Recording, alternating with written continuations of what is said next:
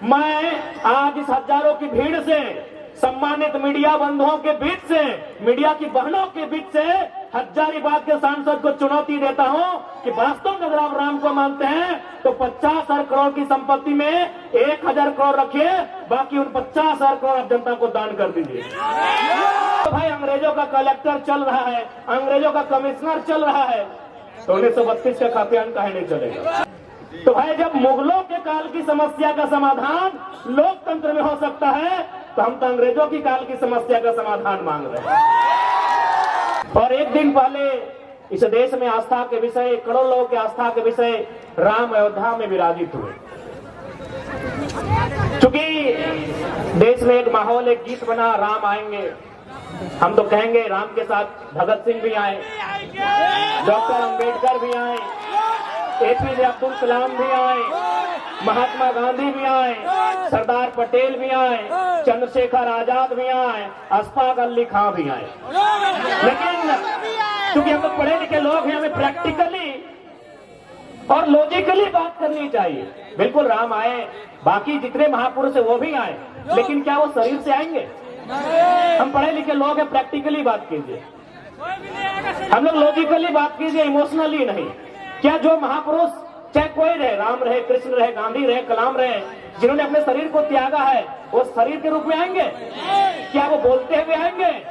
क्या वो खाते हुए, नाचते हुए, गाते हुए आएंगे? नहीं, वो विचार के रूप में आएंगे। अतः राम का स्वागत है विचारों के रूप में, गांधी का भी स्वागत है विचारों के रूप में, कलाम का भी स्वागत है विचारों के रूप में, फिर शरीर के रूप में कोई नहीं आएंगे। ये प्रैक्टिकली आपको समझना होगा। यानी हम स्वागत करते हैं, राम आएंगे, स्वागत करते हैं। अब आप कहेंगे कि अब तक हमने कभी सभाओं में इसका जिक्र नहीं किया, आज क्यों नहीं? इसलिए कि कुछ दिन बाद हजारीबाग के सांसद राम जी के नाम पर वोट करेंगे, राम जी के नाम पर वोट मांगेंगे। एक बात बताइए, राम का मतलब क्या होता है?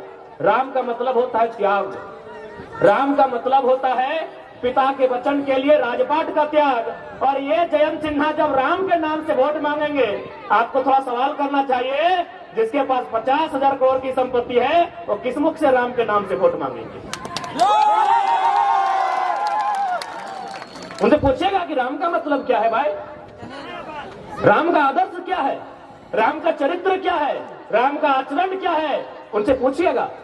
आज लगभग 62 विदेशी कंपनियों में उनका सीधा शेयर है, और ये व्यक्ति राम के नाम से मतदान करेंगे और आप मतदान दे देंगे? 62 कंपनियों में जो हजारीबाग के सांसद हैं, उनका 62 कंपनियों में सीधा शेयर है विदेश में। वो तो आप जानेंगे कि परसेंटेज कितना है, लेकिन मुझे जहां तक जानकारी है 62 कंपनियों में इन ढोंगियों का, इन पाखंडियों का सीधा शेयर है। यदि राम जी के पास 50,000 करोड़ की संपत्ति होती तो वो क्या करते? अरे वो बिशुनगढ़ के 45 मजदूरों को सऊदी अरब में नहीं छोड़ते,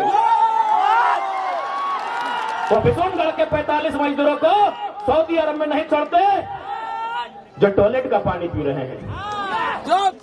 वो बड़का गांव के लोगों में कर्फ्यू का माहौल नहीं उत्पन्न करते हैं, जो है अडानी प्राइवेट लिमिटेड कंपनी जमीन अधिग्रहण के लिए वहां इस प्रकार से पुलिस प्रशासन भरी है जैसे वो तालिबान लगता हो।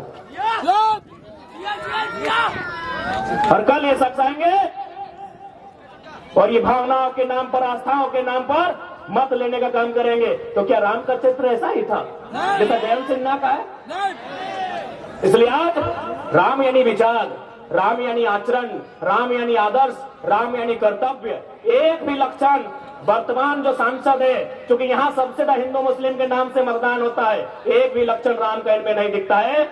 ये तो ऐसे लोग हैं जिनके कारण एक और हमारे राज्य में भुखमरी है, हमारे राज्य में गरीबी है, पलायन है, विस्थापन है। और आपको जानकारी होना चाहिए, पूरे झारखंड में सबसे ज्यादा अगर विस्थापन कहीं है तो हजारीबाग जिला, हजारीबाग लोकसभा के बिशुनगढ़ प्रखंड में। इसलिए आज मैं आपसे यही कहना चाहूंगा कि जब मत की बारी आए, ऐसे व्यक्ति को चुनिएगा जो आपकी बातों को दिल्ली में रख सके, जो आपकी बातों को दिल्ली को मजबूत कर सके, जो आपकी लड़ाई को लड़ सके। एक बात सभी जानते हैं चाहे मीडिया के कर्मी हो या प्रशासन के लोग हो या सरकारी कर्मचारी हो, हर कोई यहाँ अपने इस जीवन में चाहता है कुछ संपत्ति का अर्जन करके चले जाएं। लेकिन आपको जानकारी होनी चाहिए, आज जिस प्रकार से झारखंड का माहौल बना है, कहीं सड़क चौड़ीकरण के नाम पे, कहीं डैम के नाम में, कहीं तालाब के नाम में, कहीं माइंस के नाम में, कहीं फैक्ट्री स्थापित करने के नाम में हमारी जमीनें कौड़ी के भाव ले रहे हैं। यदि आज हमारे पास दिल्ली में शख्स नहीं होगा जो हमारे लिए लड़ सके, तो आने वाले दिन ऐसा होगा कि झारखंड एक खटर के रूप में होगा, हम और आप केवल तमाशा देखेंगे। मैं आपके माननीय सांसद की एक करतूत सुनाता हूं। करतूत और कारनामा में फर्क होता है, जैसे क्लेवर और कनिंग होने में फर्क होता है। दोनों का मतलब चालाक होता है, लेकिन एक का मतलब धूर्त होता है। तो मैं इनकी एक करतूत आपको सुना रहा हूं। आपके जो यशस्वी नरेंद्र मोदी जी के नाम पर ये वोट लेंगे, माननीय जयंत सिन्हा, इनका बाप भी सांसद रह चुके, अपना बेटा को बनाने की तैयारी में है। राजरप्पा में एक प्रोजेक्ट आया था। आज समझिए कि किस प्रकार झारखंड को खोखला किया जा रहा है, किस प्रकार हमारी बुनियादी ढांचे को बर्बाद किया जा रहा है, किस प्रकार हमारे रोजी रोजगार को प्रदेशों के हाथों बेचा जा रहा है।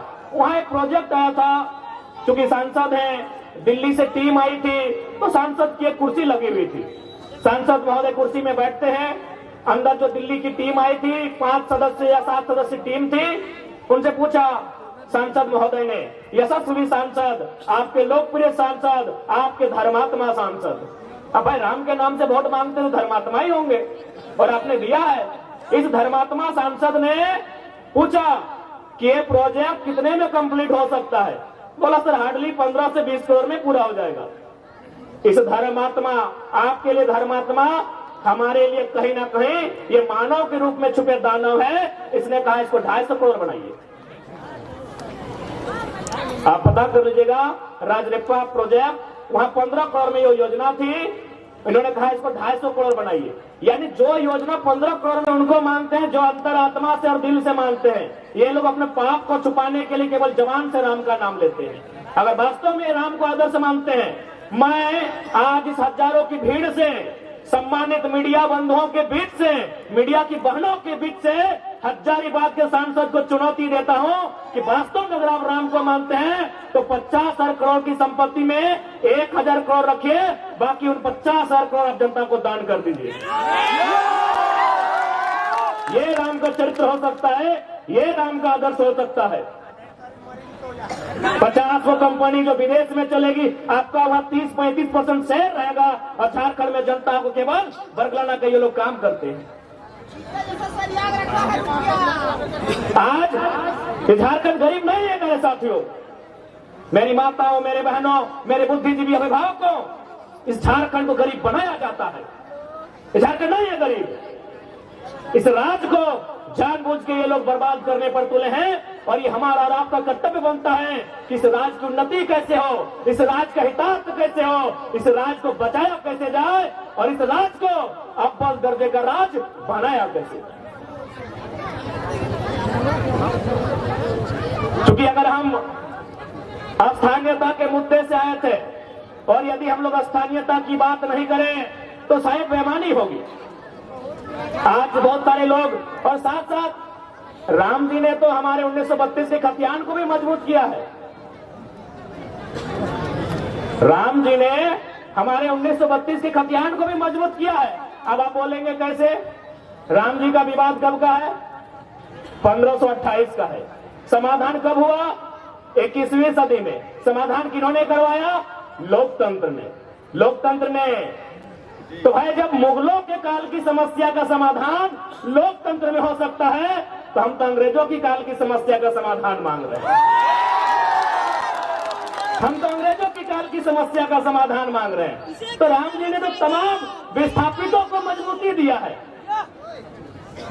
तमाम विस्थापितों को, जिनका जमीन 50 साल पहले टाटा ने लिया है, डीवीसी ने लिया है, वेदांता ने लिया है, सीसीएल ने लिया है, बीसीसीएल ने लिया है, ईसीएल ने लिया है, एचईसी ने लिया है, हिंडाल्को ने लिया है, मगध, आम्रपाली, एनटीपीसी ने लिया है, 50 साल पहले लिया है। जब राम जी की समस्या का समाधान 500 साल बाद यही लोकतंत्र का बुनियादी, यही लोकतंत्र का सर्वोच्च न्यायालय करता है, तो 50 साल पहले जो हमारा जमीन अधिग्रहण हुआ है विकास के नाम पे, जो आज खाली पड़ा है, जो टाटा के कब्जे में है, कहीं एचईसी के कब्जे में है, कहीं हिंडाल्को के कब्जे में है, कहीं एनटीपीसी कब्जे में है, तो क्या हमारा भी अधिकार नहीं बनता है कि लोकतंत्र उसका समाधान करे? बनता है कि नहीं बनता है भाई? हमारे भी बाप दादा ने मात्र 50 साल पहले जमीन दिया है, एनटीपीसी को दिया है कोयला खोदने के लिए, मगध आम्रपाली को दिया है, टंडवा में दिया है, पिपरवार में दिया है, राय बचरा में दिया है, बड़का गांव में दिया है, गोंदलपुरा में देने वाले हैं, लेने वाले हैं। वो कर्फ्यू का माहौल है, यही बिशुनगढ़ में कोणार्क डैम के माध्यम से दिए हैं। तो हमें भी इस लोकतंत्र में उतनी ही आस्था है। तो हमारी भी जो जमीनें, क्योंकि भारत का कानून भी कहता है यदि किसी कंपनी ने, किसी फैक्ट्री ने आपसे जमीन अधिग्रहण किया है और उस जमीन पर अगर कोई काम नहीं हो रहा है तो बकायदा राज्य सरकार को चाहिए वह जमीनें रैयत को वापस करना चाहिए। तो लोग कहते हैं भाई अंग्रेजों के काल का है, हमने तो बता दिया मुगल काल की समस्या का समाधान लोकतंत्र के माध्यम से हुआ। आप एक बात बताइए, जो लोग कहते हैं ये अंग्रेजों की काल की समस्या है, अंग्रेजों का कानून है, तो भारत के बुद्धिजीवी लोग बताए तो कि भारत का क्या है? भारत के लोग हमें बताएं, हम लोग थोड़ा कम पढ़े लिखे नौजवान हैं, अभी पढ़ाई लिखाई कर ही रहे, भारत का है क्या? अरे भारत की प्रस्तावना फ्रांस से, भारत का मौलिक अधिकार संयुक्त राज्य अमेरिका से, भारत का नीति निर्देशक आयरलैंड से, भारत के मौलिक कर्तव्य रसिया से, भारत का राष्ट्रपति संयुक्त राज्य अमेरिका से, भारत की सांसद ब्रिटेन से, भारत का संघीय ढांचा कनाडा से, भारत का आपातकाल जर्मनी से, भारत की संवर्ती सूची ऑस्ट्रेलिया से। तो 1932 अंग्रेजों का कहने चलेगा? ये व्यवस्थाएं अंग्रेजों की, ये व्यवस्थाएं अंग्रेजों की।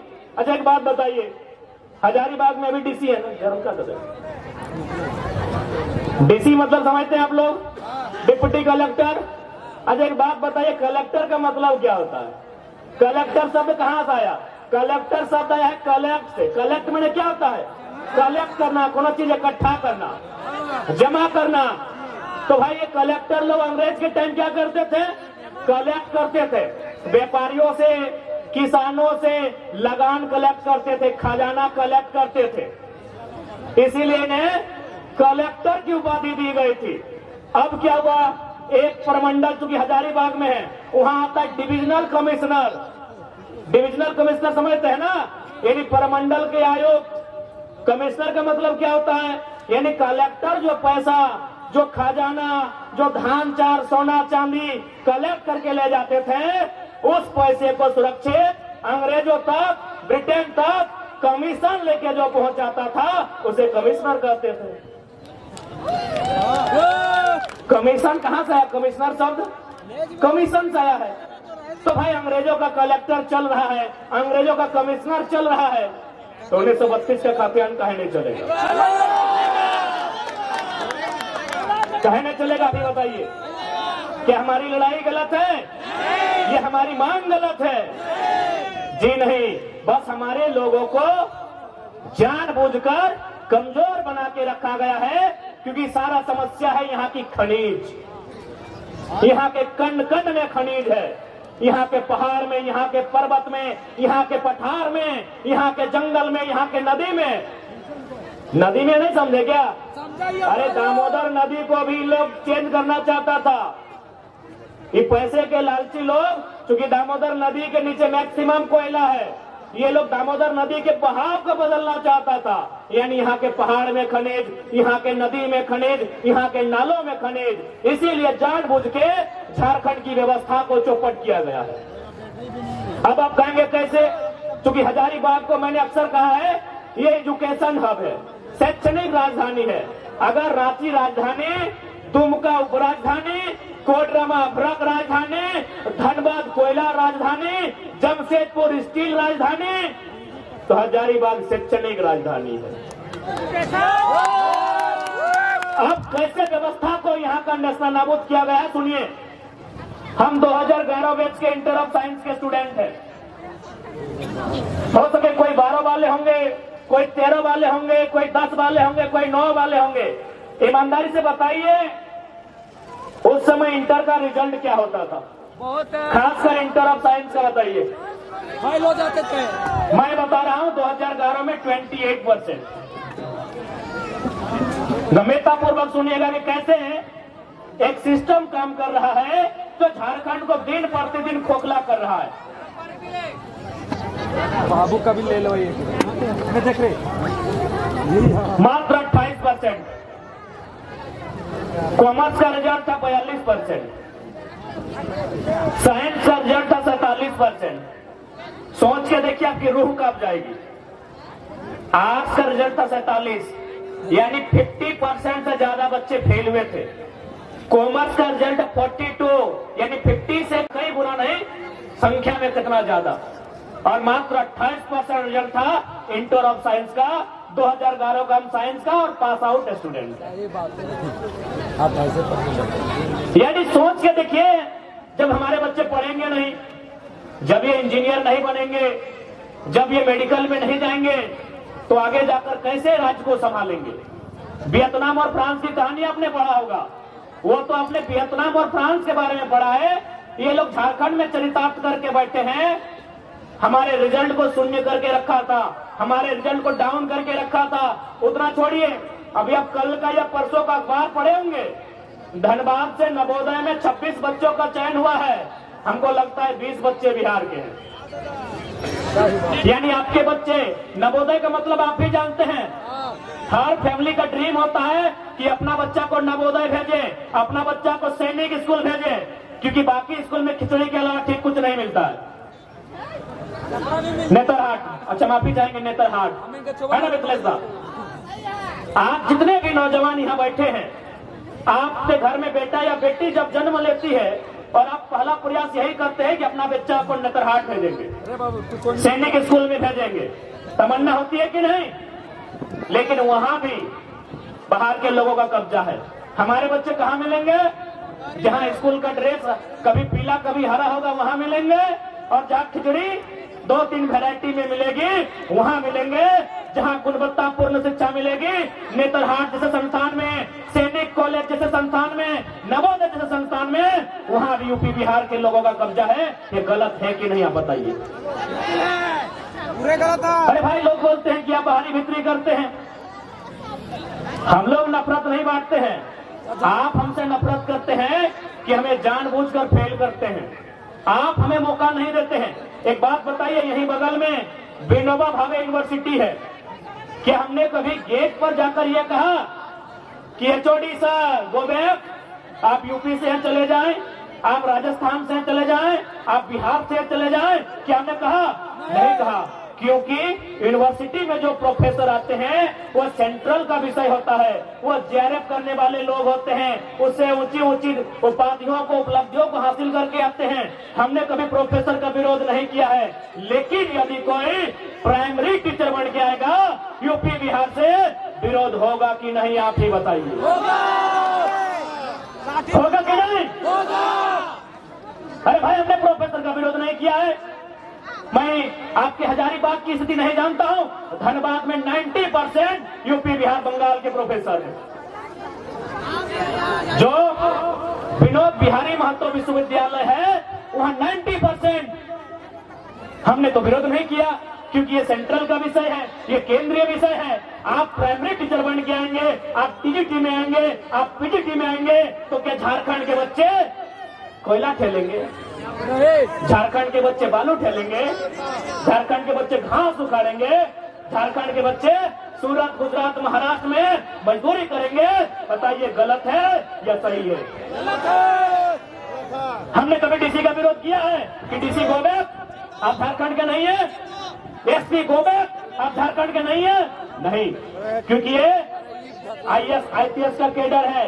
ये यूपीएससी देश की सर्वोच्च परीक्षा को पास करके आते हैं। पूरे देश में उनको कैडर के हिसाब से चुनने का अधिकार होता है। ये सेंट्रल विषय है। हमने आज तक विरोध नहीं किया है। DC go back, SP go back, DIG go back, chief secretary go back, हमने आज तक विरोध नहीं किया है। लेकिन यदि कोई बड़ा बाबू बन के आएगा, दरोगा बन के आएगा, थाना प्रभारी बन के आएगा यूपी बिहार बंगाल एमपी गुजरात के लोग विरोध करेंगे। आप हमें अच्छा कहें बुरा कहें, हम अपने स्टैंड में कायम हैं। हम अपने स्टैंड में कायम है। आप डीसी बन के आए, फूल की माला गुलदस्ता 100 लड़ा के सम्मान करेंगे। आप एसपी बन के आए, स्वागत करेंगे। आप बड़ा बहू बन के आएंगे, बिल्कुल स्वागत नहीं करेंगे, हम आपका विरोध करेंगे। झारखंड बना क्यों है? झारखंड बना क्यों है? आप बताइए इस बात को। इसलिए आज हर एक नौजवान को इस बात को समझना होगा। यूं तो हम लोग ने सोचा था कि हम लोग विधानसभा का चुनाव लड़ेंगे और हमने सोचा था कि लोकसभा में मनोज दा, संजय दा होंगे, मोती दा होंगे। हमने सोचा था कि हम तो विधानसभा राज्य के चुनाव को लड़ेंगे, लेकिन हम ये भी सोचते हैं कि जब लोकसभा का चुनाव होगा, जब एक तरफ नरेंद्र मोदी की प्रचार होगी, एक तरफ राहुल गांधी का रैलियां होंगी, एक तरफ हमारे हेमंत बाबू, बाबूलाल जी, सुदेश जी की रैलियां होंगी, हमारे कार्यकर्ता निराश हो जाएंगे। तो अपने निराश सेनाओं को मजबूती देने के लिए, उन्हें हिम्मत देने के लिए उनका सेनापति लोकसभा के मैदान में होगा। हमारी कोई इच्छा नहीं थी लोकसभा चुनाव लड़ने की। हम तो राज्य के मुद्दों के साथ यहाँ आए हैं। हम तो राज्य को नेतृत्व करने के लिए लोग हमें उम्मीदें कर रहे हैं, लेकिन लोकसभा में हमारा आना, हमारे साथ साथ हमारे जो भाई आज मंच पे खड़े हैं, इनका लोकसभा में आना खासकर मेरा इसलिए कि हमारे सेना का मनोबल कम न हो। जब सामने सुदेश जी आए, बाबूलाल जी आए, हेमंत जी आए, तो उनके सामने उनका बेटा, उनका सेना नायक झुमरा और पारसनाथ के बीच का टाइगर भी होना चाहिए। हमें पूरा विश्वास है। इसी हौसले के लिए, इसी विश्वास के लिए, इसी हिम्मत के लिए लोकसभा चुनाव लड़ने का और उसमें मैंने खुद भाग लेने का ऐलान किया है। नहीं तो हम लोग विधानसभा की तैयारी करते हैं, मनोज दा, संजय दा, मोदी दा इनको कहते हैं आप लोग लोकसभा की देखिए कहां कैसे फिट होगा, आप लोग चर्चा करें। बस अपने कार्यकर्ताओं को, जो हमारे सेना है, उन सेनाओं में शक्ति का संचार करने के लिए हमने उसी सीट को चुना है। और ये सबके के आदेश से, निर्देश से जहां से अगर चढ़ जाएंगे तो पूरा झारखंड दिखाई देगा। उसे झारखंड की सर्वोच्च चोटी पारसनाथ कहते हैं, जो 4480 मीटर फीट की ऊंचाई पर है।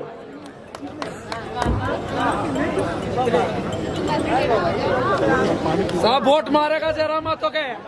इसलिए आज बड़का गांव की बात कीजिए। कुछ दिन पहले बड़का गांव के कुछ साथी आए थे जयंत सिन्हा से मिलने के लिए। इन्होंने साफ साफ कहा कि जमीन तो आपको देनी होगी। जयंत सिन्हा ने साफ साफ कहा जमीन तो आपको देनी होगी। बताइए तुमको सांसद कहे बनाए हैं? बप्पो को सांसद बनाए, बेटों को सांसद बनाए, अब तुम बोल रहे हमारे बेटुओं को सांसद बनाओ। इसी दिन के लिए विकास का कोई विरोधी नहीं है। आज जितने लोग यहाँ बैठे हैं, कोई विकास का विरोधी नहीं है, लेकिन विकास का एक मापदंड होना चाहिए, जमीन अधिग्रहण का एक मापदंड होना चाहिए, मुआवजा का एक मापदंड होना चाहिए। अरे आइए ना भाई, बड़का गांव क्या, पूरा बड़का गांव विधानसभा जिसमें केरे डाड़ी पसरातो भी आता है, सारा जमीन आपको एक मुफ्त में दे देंगे। आप प्रति डिसमिल 1 लाख रुपया मुआवजा तो लगाइए। क्या गलत है भाई? क्या गलत है? आज ये सफलता सरकार की संपत्ति है। सरकार 1947 में बना है, भारत का गणतंत्र 1950 में बना है। यह जमीन चाहे बड़का गांव की रहे, बरही कोडरमा की रहे या धनबाद बोकारो की रहे, उनके बाप दादा नहीं करने से भी कम से कम 10 पीढ़ी से जोत खोड़ रहे हैं। कम से कम 10 पीढ़ी यानी एक पीढ़ी में 50 साल यानी 500 साल से, मुगलों के काल से, उसके आगे से, कहीं राजा राजवाड़ों के काल से ये जोत खोड़ रहे हैं। बताइए, अब एक झटके में कानून लेके आएंगे, हमारी सारी जमीनों को चट भर में अधिग्रहण करके चले जाएंगे। और किसके लिए? एक व्यक्ति के लिए। उस व्यक्ति का नाम है माननीय श्री 108 श्री गौतम अडानी। एक व्यक्ति के लिए? यही लोकतंत्र है? आज भारतीय जनता पार्टी रामराज के मुद्दे पर है, तो क्या रामराज यही है? अडानी जैसे लोगों के हाथों में देश की संपत्ति? अभी मार के पीट के, मर्जी से नहीं। जाइए पता कीजिए गोड्डा का प्लांट, आदिवासियों को जबरन मार पीट के जमीन लिया गया और सारा बिजली बांग्लादेश को कि हमार पानी हमार पसीना और बिजली जले तो शेख हसीना।